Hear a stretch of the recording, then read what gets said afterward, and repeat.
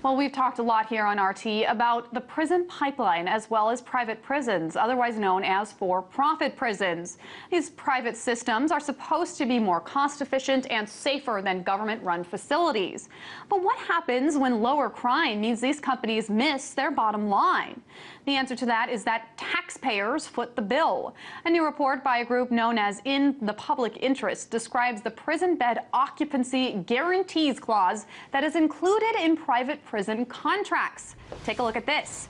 Of the contracts that the group reviewed, it found that 65% contain contracts, meaning that the state guarantees that the prison stay will be from anywhere from 80% to 100% full at all times, or else taxpayers will pay for every bed in the prison that is not filled.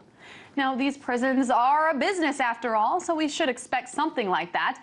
But this does raise serious concerns about who the state chooses to lock up and where.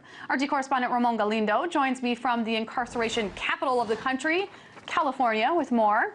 Hi there, Ramon. So let's start off with how large the private prison industry is in the U.S. and what its purpose is. Sure. Well, according to Congress, nearly 20% of the inmates in federal lockup are in privately run facilities. About 30 years ago, that was less than 2%.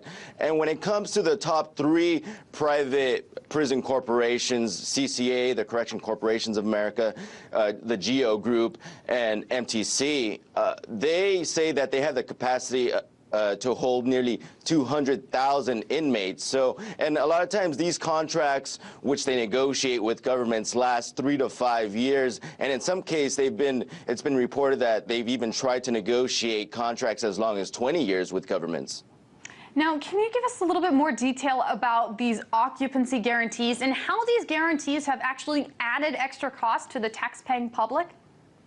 That's right. Well, when these contracts are negotiated between governments and these private prison companies, the private prison companies require that these facilities be nearly full capacity. So that means, as you mentioned into the introduction, sometimes they can negotiate a capacity of 80% to 100% required. So just to give you an example of how this works in the real world, in Colorado, where there is this requirement to have a certain amount of prisoners in these private facilities, sometimes the state has to move inmates from state-run prisons to these private facilities, so the taxpayer is on the hook to pay for the private bed, but also paying for the state facility, which remains unused sometimes.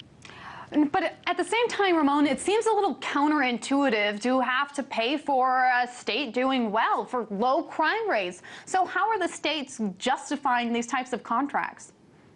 That's right. In many of these states, and really around the country, it seems like the prison population is starting to reduce, but these states are on the hook to fill a huge amount of beds. Now, these contracts are justified because a lot of these states are cash-strapped and are looking for a quick fix to reduce these deficits. So these private companies offer that quick fix. However, in the long run, many times these private companies are plagued with cost overruns and safety issues. And then you have situations like here in California where the state prison department is having to deal with overcrowding. And one of the solutions to deal with that overcrowding has been to send inmates to private facilities. Now, I know there are some cases where the state governments actually agreed to signing on this amendment to allow this guarantee after they signed the original contract. Does it all come down to money here? I mean, what's the reasoning behind that? Absolutely. Well, some of the complaints about these contracts are that they're done behind closed doors. Again, going back to the example of Colorado, where some critical lawmakers say that the governor, CCA, and lobbyists did this deal behind closed doors, arguing that this was going to be beneficial to local economies. They didn't want to close down these private facilities, claiming that it would have killed jobs at a time when the state is still recovering from recession. And obviously, Ramon, these private prisons aren't without problems, are they?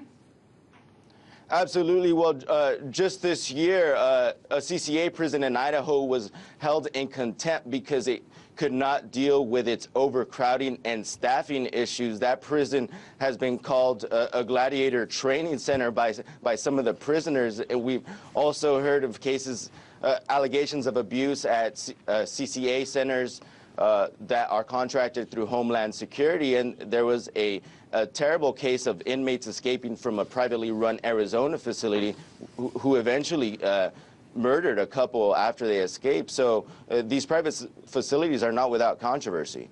It kind of seems like one of those situations where they're damned if they do and damned if they don't. They either have low crime and they have to pay a lot, or they have high crime and they fill all the beds. RT correspondent Ramon Galindo reporting to us from LA. Thank you.